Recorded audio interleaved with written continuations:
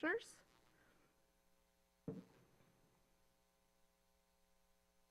So 17, and I don't have all these rules memorized. so Really I have- quickly, though, Yeah. just to clarify, because sometimes I know when we don't have a fourth week meeting, so the second study session, for a while, it was being treated like we were breaking the rules, but that's not actually in the charter that we meet twice a month for study sessions. Correct. Yes, I just wanted to clarify that in public, so Right. we, Yeah.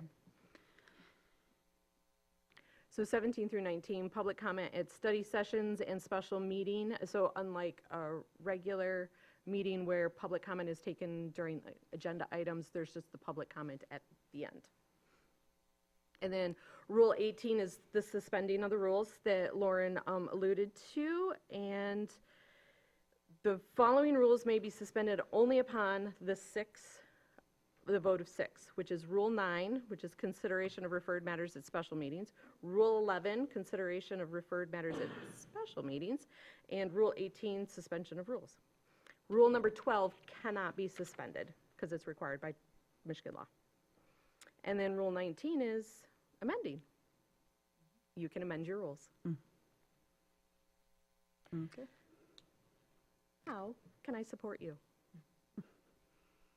So a couple of items that have come up, potential modifications for you guys to consider, is the number of commissioners required to add an item to an agenda. So currently, to add an item to a regular agenda, it's a single commissioner, while study sessions and special meeting, again, require 3. So you can modify that. The other is establishing a deadline for submission of agenda items from a commissioner to our office, so we have enough time to prepare it to put it on the agenda. So because we publish on Thursday, getting something, Wednesday at noon is kind of heart-jarring.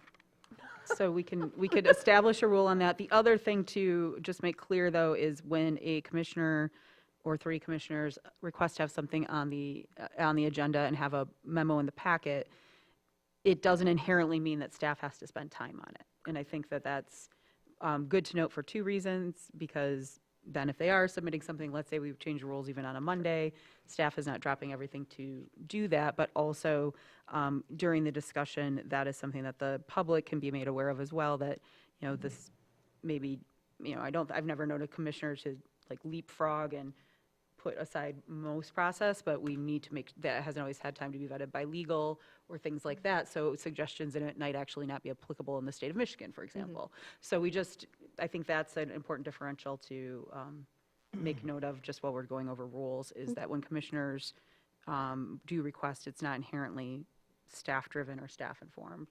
So, go ahead, Lance. Deb has- No, that's okay. I just wanted to point out, in rule number 17, it specifically states that the comments of any member of the public or any special interest group may be limited to the time to 5 minutes. And I know we traditionally do 3 minutes, so I just wanted to Oh, that's a clarify good if one, that too, we that we wanted could- to be consistent, or that doesn't have to be anything that's considered this evening, but just wanted to bring that up That's a good as point, a too. point of clarification. Yeah, Lance, you had your hand up. Yeah, I don't know if it's so much of us establishing like a when to submit by, but I do notice that, and I wonder if there's any history here, being a new commissioner, so I appreciate you bringing this to us. The inconsistent publishing deadlines. I feel like the 11:59 on a Thursday is unduly unfair to staff. Yes. I'm When not the staying other, up that late. when for a is that for a study session? When a regular meeting where we actually take action is 5 o'clock? Like what? That just doesn't make sense to me. So I would be open to maybe making those the same. I mean, internally, our process is, my goal is to publish on Thursdays between 4 and 5. Yeah. There are the rare occasions where we're scrambling last-minute information, and it has to occur after 5. So I don't know that 5 p.m. is, that's For a probably 7 p.m., let's split some hairs. like and- Yeah. 7 or 8 would probably better. Yeah, 11:59 is a little odd. Yeah. So Yeah, so I saw a lot of heads nodding for that one in particular, would like to see that brought back. Also, second one, inconsistencies. I don't know why we make the study session so punitively challenging to put an agenda item on it when it's something for us to study. 3 commissioners seems like a lot to me when it takes one to put something on a voting agenda. You know, I feel like we risk the potential for round robining if like I'm trying to bring something up and I go to Commissioner Anderson and Commissioner Shaw, and then maybe one of them is like, nope. Now I'm like, Mitch, can we throw a dog a bone? And I know that there's a procedure in place where we email our city clerk, Yes. but that doesn't necessarily probably always happen. And I just feel like we're edging on the side of like this could potentially turn into round robining if it's 3 people required, and it just doesn't seem consistent with. I think historically, I actually asked Benjamin about this, and he said that it was just to be consistent with the amount of people needed to call a special meeting. Correct. But I don't know. I don't know if that we already have study sessions on the second Monday of every month. So why not make it easier? Might split the difference on those two. I don't know what that looks like, but I'd just be open to something different. So we could bring that, Laura had her hand up, I- and then Mitch, and then Jackie. I'm wondering, also a new commissioner, but I'm wondering if that might also relate to Amy's earlier comments about just because we put it on the agenda doesn't mean that staff is going to spend time on it. And so if it's a study session, it maybe there was a requirement for more commissioners because of the expectation that staff would be involved in pulling together information that we can actually study. I'm not sure if that's relevant or not. I agree with you, there should be some consistency between one commissioner to place something on a regular meeting versus 3 to a study session. Doesn't seem to make a lot of sense, but if there is the expectation that by placing an agenda on the study session agenda, that staff will be involved in pulling together information to help us study that topic, it would seem like we wouldn't want to drop that minimum to a low level like 1. Mitch, Yeah, and I then Jackie would- and Heather. Going off that specific thing, I'd be in favor of having it be 2 commissioners for both study session and regular agendas, because I see that as parallel to having a motion and then somebody seconding it. It doesn't mean that both people, whether it's an agenda item or a study session item, are necessarily in favor of it, but they are in favor of having a discussion on this. And I see that as not that all 7 of us and all previous city commissioners have novel ideas and things that we think are important to discuss, but having 2 people means that it's not just one person's idea, it's a person's idea that at least somebody else agrees should be discussed, but it doesn't reach the level of 3 different people, which if we only have 5 members present for a meeting, that's the majority. That's a good point. Jackie? I'm going to be the outlier here. I still see great value in retaining the option for an individual commissioner to bring something onto an agenda.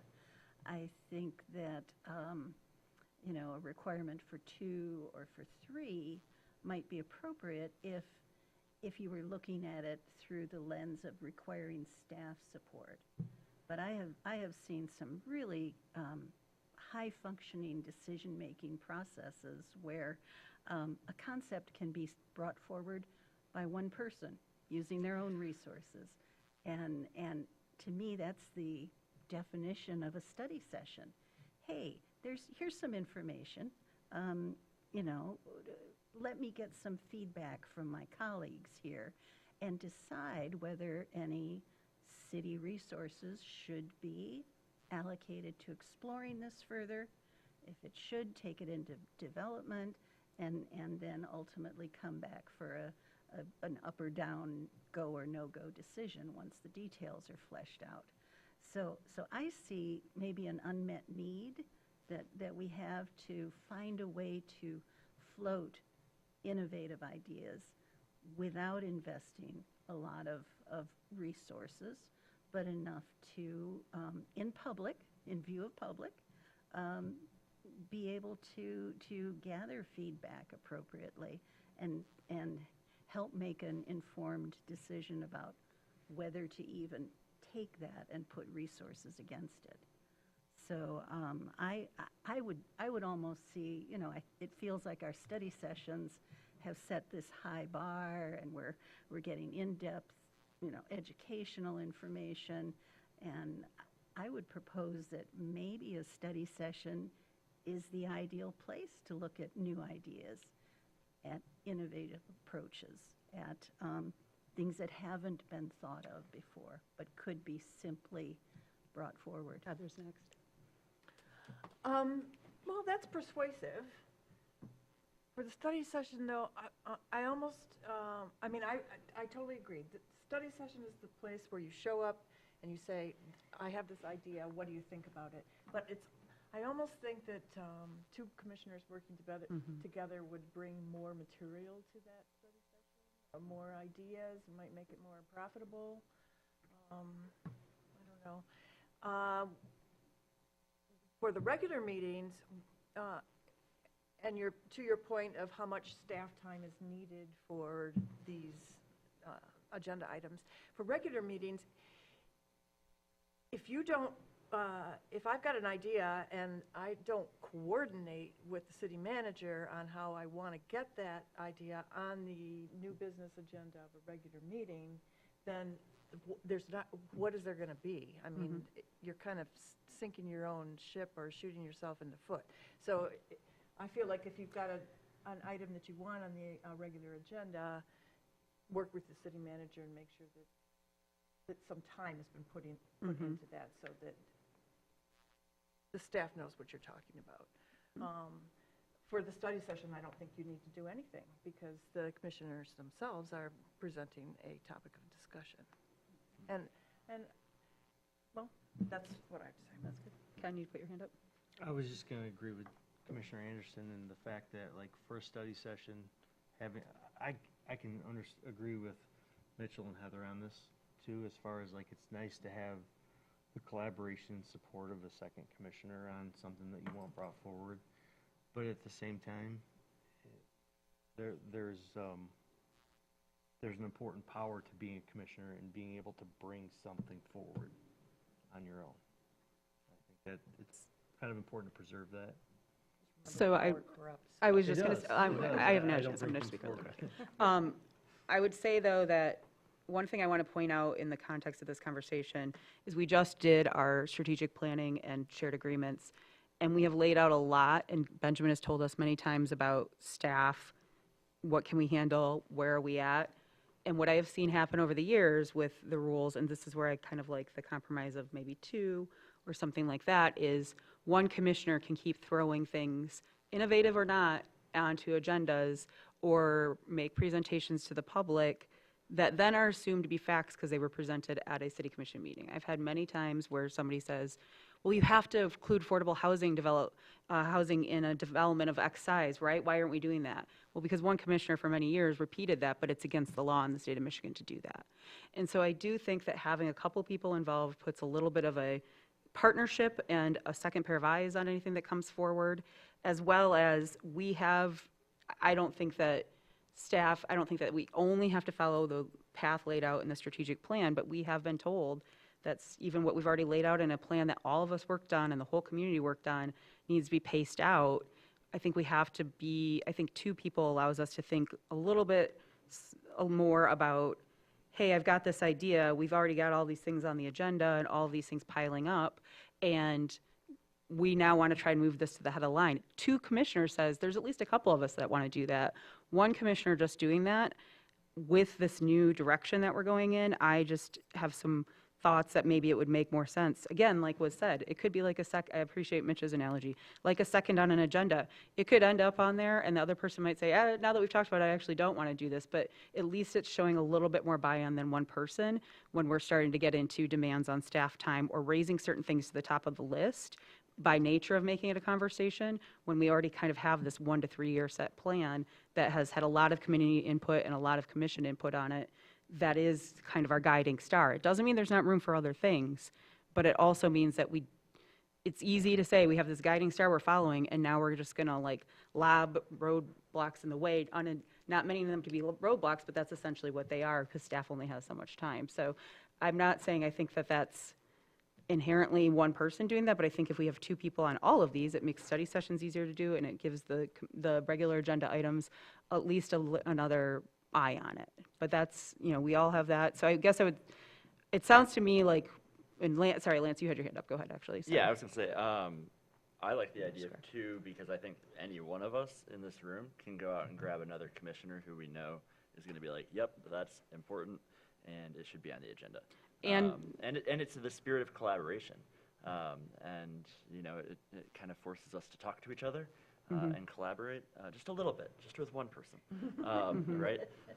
And it's in our shared agreements to collaborate on our items. And it also just kind of shows like, hey, there's a couple of us interested in this. Let's all listen, right? Let's all focus and put the attention to it that it needs. And just to clarify on Lance's point for the public especially, it happens naturally that somebody might say, oh, I liked what you're saying about that. We should ask to have that on the agenda. However, Yeah. commissioners should not be round robining each other. We can always email the clerk. The clerk sends an email out to everybody. And the other thing might be you yourself want to put something out and find out 3 other commissioners wanted to talk about it too. And Sarah might be like, you all, help arrange that without allowing round robining to happen beforehand. Or might say, hey, Lance, Laura said she was interested in that too. You two could talk beforehand and talk about what you want on the agenda, but then it's going through a little bit more of a process. I'm just saying that for the Fair. for the Open Meetings Act of it all. Yes, So, thank you. My bad. so I guess my question would be before we go on is, sounds like we're having some discussion. So the key points that were just brought up, public speaking time, the number of commissioners it takes to call, and various things. And what was the other third one? The I forget. time Yeah, of the agenda packet. Timing of the agenda packet. Publication, can I add one more thing on Yeah. that question? So right now, it's Thursday that we publish. So that gives you Friday and the weekend and Monday morning to review the packet. So do you you want to wanna keep with publish it earlier? Thursday? So let me ask this question of you, and especially in absence, not that Deb doesn't do an excellent job, but in absence of the city manager, would we want to, what I was going for was, would we want to bring these topics back with, you all have heard what we've had to say now, with recommendations based on what staff can do and what you've heard up here, and then have us discuss whether we want to take or not take action on any of them?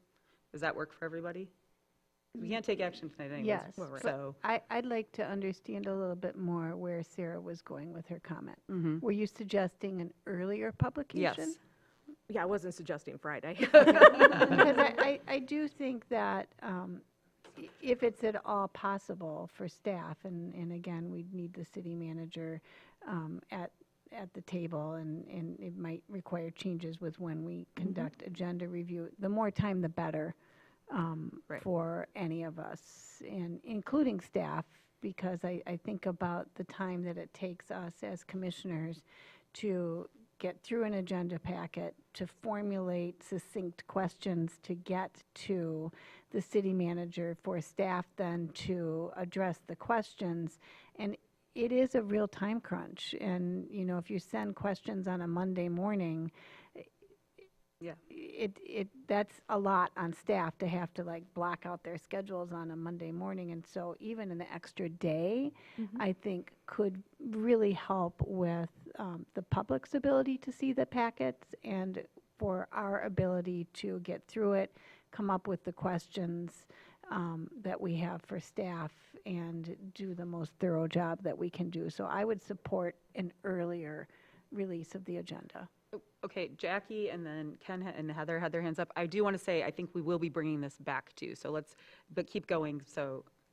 I certainly support earlier publication, and I think an important part of that is allowing more time for public to see what we're going to be talking about and giving us their input. So I see that as a great value.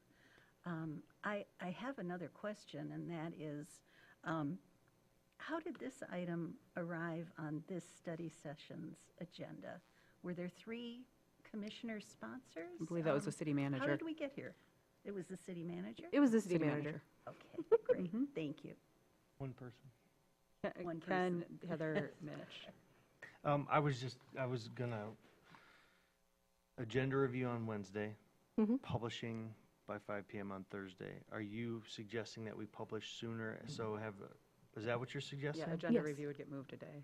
So Oh, you every- would move it ahead of day? Yes, Yeah. we would have to move, so by moving the publication date, we would move agenda review. I would also have to move the deadline in which staff has to have items to me for inclusion on the agenda. So yeah, there's a snowball effect. Yeah. Absolutely. And, yeah, So- this is why I'd want input from the city manager and staff for that. Maybe yeah. Deputy Well, and Gilboa? I think, out of consideration, it would be helpful also to have an understanding that then the questions to staff would be submitted maybe by Friday noon. Yes. And that allows ample time, for staff to be able to provide adequate responses to really be able to help you in your decision-making. Yep. Ken? No, it's me. No, Oh, that- Heather, sorry, that was yeah, yours. that's my Sorry, question. it looks like you Yeah. had a second follow-up. Yeah, Go it ahead, Heather, was. yeah. I'm not sure that making our publication date is going to help much at all. It's still going to end up with a Monday morning crunch. I think it would help to switch the planning commission meeting and the city commission meeting dates. Isn't it in charter on Mondays? Yes. That's a Heather's got a charter amendment. petition ordinance. going. I think Oh, is it It's an ordinance. It's an Okay. ordinance. Okay. Yeah, because you're still going to end up with a crunch on Monday. And, getting our questions in by Friday, what did you say, noon? on Friday? Ideally. Yeah. It takes me longer. Honestly, that's the It's- best question, that's the it's- best suggestion we've had of this whole thing, would be to switch the meeting days, honestly, but. Oh, well, There- hold there- on, hold there- on, guys. there are other We are board not members, making, as you said. first of all, no decisions are made tonight. This is a study session, so we're all putting out information. That is something we can talk about too. But before we say yay or nay to anything, we're going to have that conversation in a meeting where we can actually vote. So let's keep this to things we'd like to see brought on it and suggestions. Mitch was next, then Jackie. Yes. I appreciate having more time to review agendas and for staff to respond to questions, but I am cognizant that we all live busy lives. None of us have as our primary day job working for the city of Traverse City, aside from staff. So if I or somebody else is busy Thursday evening and Friday, they might not be able to read through the packet before then. Doesn't mean they can't have good questions, but there will be crunch time somewhere in the process, regardless of how it's done. I've had reporters ask me Thursday evenings about questions in the packet that I haven't even seen the packet yet. But also, I'm cognizant of the work that staff has to put in getting stuff ready for our agenda, and if they have their own timelines and grant requests can come in, and, oh, this thing has a 2-week deadline, and I have to give 10 days' notice to get it on the to get it on the agenda, that leaves them very little flexibility of how it fits in with their schedule. Well, how staff put something in last minute is between the city manager and them. So they are not, but we have the policy of expectations of public disclosure, or not public disclosure, public publication. Yeah.